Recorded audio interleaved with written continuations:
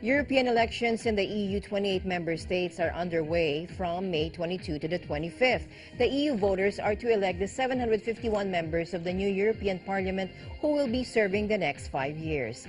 They represent EU's more than 500 million inhabitants. Malou Francisco reports. The new European Parliament will soon be announced as elections in the 28 member states of the European Union come to a close on Sunday, the 25th of May. The European Parliament is composed of 751 members, and one of them will become the new president of the European Commission. The MEPs serve for a period of 5 years, and they represent over 500 million inhabitants of the European Union. The parliament seats are allocated by population. Germany with the most number of seats, that is 96, and Malta and Cyprus with the smallest number, that is 6 members of the parliament each. The elections are held according to the election rules in each country. That is why the day the people vote differs. Also, in some countries, voting is mandatory. The first voting booths opened in the United Kingdom and the Netherlands Thursday morning, May 22, followed on Friday in Ireland and the Czech Republic, then Saturday in Latvia, Malta, Slovakia, and also in the Czech Republic, while the rest of the European Union on Sunday, May 25. The European Parliament is one of the EU's main lawmaking institutions, along with the Council of the European Union.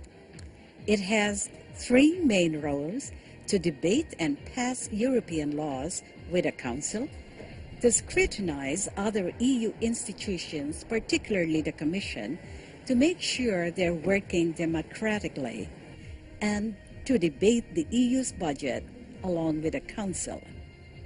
With the roles mentioned, many countries that are recipients or participants of EU assistance may be affected by decisions made during the lawmaking process. Examples of these issues are related to migration, education, security, employment, and many more.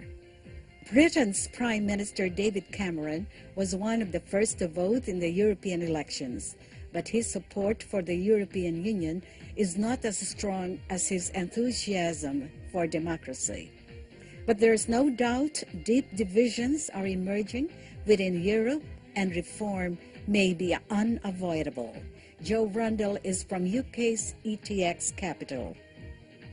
I think in the long term, there does have to be change in the EU. A two-tier EU is going to be difficult because it really breaks up the reasons for it. So I do think the dynamics will change, the balance will shift away from Germany, but this is not going to happen overnight, and probably it's a 5-year horizon. Europe's immigration policy is likely to top the list when it comes to reform. Former French President Nicolas Sarkozy wants Europe's borderless Schengen travel zone suspended and revamped to prevent foreigners shopping around for generous welfare benefits. EU policies should be reduced to key areas like agriculture, energy, and trade, and the idea that all Eurozone countries can have equal power is a myth, according to Sarkozy.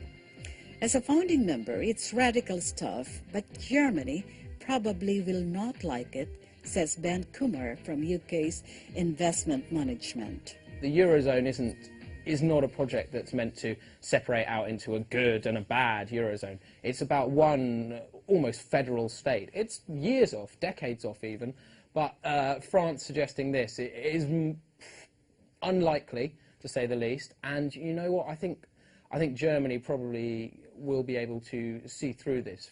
In the Netherlands, the Dutch broadcaster NOS reported that pro-European party DIS66 made the strongest gains in Thursday's European elections, and that Geert Wilders' anti-EU PVV suffered a severe setback.